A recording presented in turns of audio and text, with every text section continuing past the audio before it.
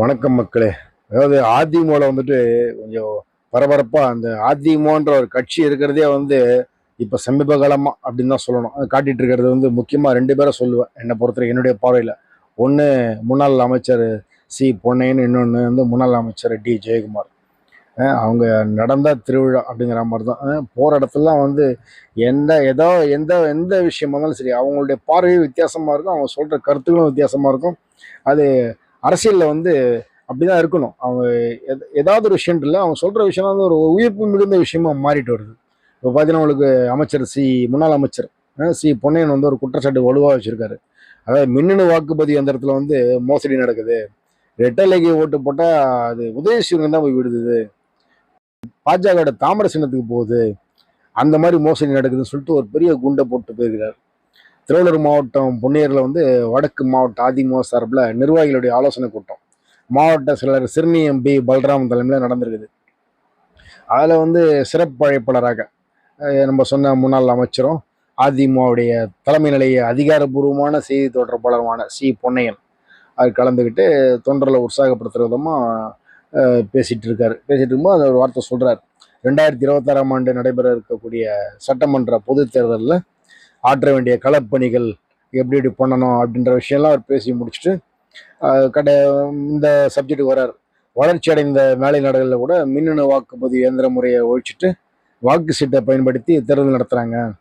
Spain நாட்டில் தயாரிக்கப்பட்ட மின்னணு வாக்குப்பதிவு இயந்திரம் கொண்டு தேர்தல் நடத்தும் பொழுது தமிழ்நாட்டில், அது இந்தியாவில், அதில் இரட்டை இலைக்கு அளிக்கப்படும் வாக்குகள் உதயசூரியன் சின்னத்திற்கும், காங்கிரஸ் கட்சியுடைய கை சின்னத்திற்கு அளிக்கப்படும் வாக்குகள் பாஜகவின் தாமரை சின்னத்திற்கும் 10% வரைக்கும் பதிவாகிற அளவுக்கு மின்னணு வாக்குப்பதிவு அந்த இடத்துல தில்லுமுள்ளு செய்யப்பட்டிருக்குது அப்படின்னு சொல்றாரு. இது வந்து எவ்வளவு பெரிய குற்றச்சாட்டு, இது எப்படி கடந்து போறதுன்னே தெரியல. இதன் காரணமாக தான் கடந்த தேர்தலில் வந்து அதிமுக வெற்றி வாய்ப்பு இழந்தது. எனவே வரக்கூடிய சட்டமன்ற தேர்தலில் வந்து இதை விட கூடுதலாக 15-20% வாக்குகள் வந்து அதிமுக கிடைக்கிற வகையில் தொண்டர்கள் வந்து தேர்தல் பணி ஆற்றணும் அப்படின்னு அவர் வலியுறுத்துறார். கூட்டத்தில் வந்து சோழவரம் மேற்கு ஒன்றிய அவைத்தலைவர் கே பார்த்திபன், ஒன்றிய செயலர் ஆர் பிரகாஷ், ஆரணி நகர செயலர் ஏஎம் தயாளன், மீஞ்சூர் ஒன்றிய செயலர் எம் முத்துக்குமார், பொன்னேரி நகர செயலர் என் செல்வகுமார், மீஞ்சூர் நகர செயலர் வி பட்டாபிராமன், ஒன்றிய கவுன்சிலர்கள் ஆர் டி பானு பிரசாத், சுமித்ரா குமார், மாவட்ட மாணவரணி செயலர் எஸ் ராகேஷ், மகளிரணி செயலர் பத்மஜா ஜனார்த்தனன் அப்படின்னு நிறைய பேர் கலந்துக்கிட்டாங்க. எல்லாரும் ஒரு அணியில் இருக்கக்கூடிய குறைஞ்சபட்சம் அந்த அணி நிர்வாகியில் ஒரு 300-400 பேர் இருப்பாங்க. இதெல்லாம் தொண்டர்கள் ஒரு ஆயிரக்கணக்கான தொண்டர்கள் எல்லாம் குழுமி இருந்த இடத்துல வந்து இந்த மாதிரி ஒரு விஷயத்த வந்து தலைவர் போற புகழ் அடிச்சு விடல, நல்லா வலுவாக அடிச்சு விடுறாரு. போற புகழ் அடிச்சு விடுற அளவுக்கு அவர் சட்டம் படித்தவர், முன்னாள் அமைச்சராக இருந்தவர், ஒரு கட்சியுடைய அதிகாரப்பூர்வமான செய்தி தொடர்பாளர்.